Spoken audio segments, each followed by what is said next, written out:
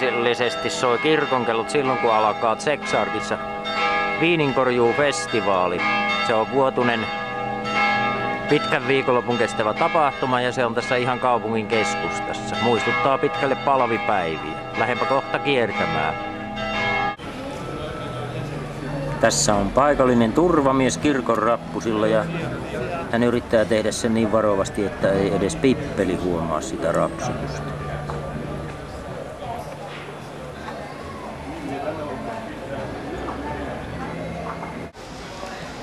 Tässä on turkiskauppias, mutta sille oli tärkeämpää kaupanteon jälkeen niin varmasti toi puhelimeen puhuminen. Se vaan vinkkas kädellä, että kyllä tästä ostaa voi, mutta jatko puhumistaan siihen malliin, että et sä mitään osta.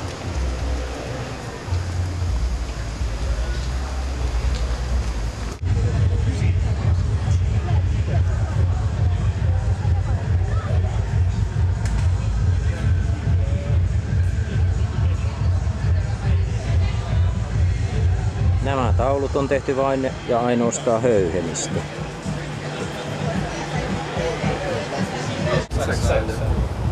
Okej, men ser du kommer sådär konduksokko, niin noit päästään tälle tiisesriivellä vanhappa päästään. Tässä ollaan kundel, että käynäkin. Tässä on pelkkä kaktuskauppa, mutta kiinnostuneita riittää.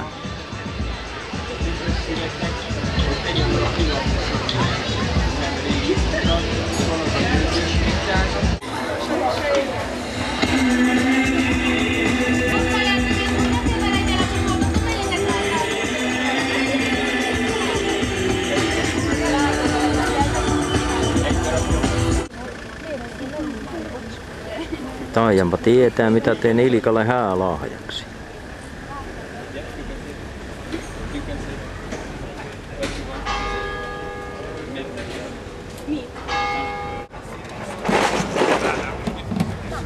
Pojat on kastellut nuo tynnyri alapää laudat ja silloin sisällä tuli pienessä peltiastiassa.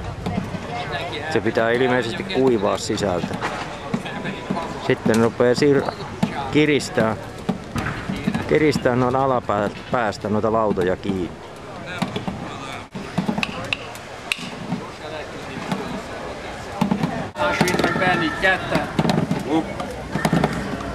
Jo, päivä tosi reikka. Haluan tänne muut, mitä on tänne kätty. Joo.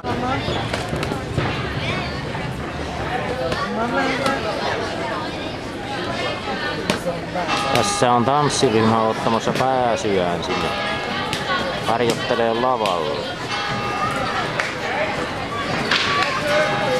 Mahtuu sinne lenkkarit ja siniset sukat ja yhdet vartut.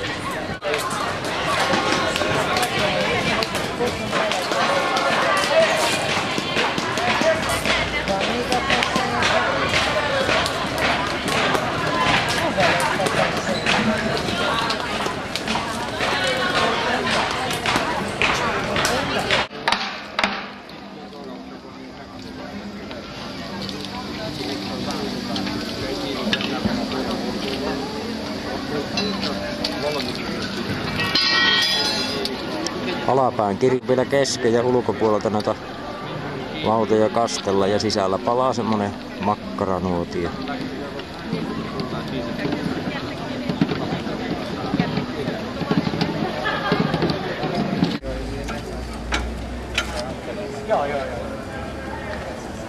Toinen on nyt jo liikaa, se ottaa ilmeisesti pois.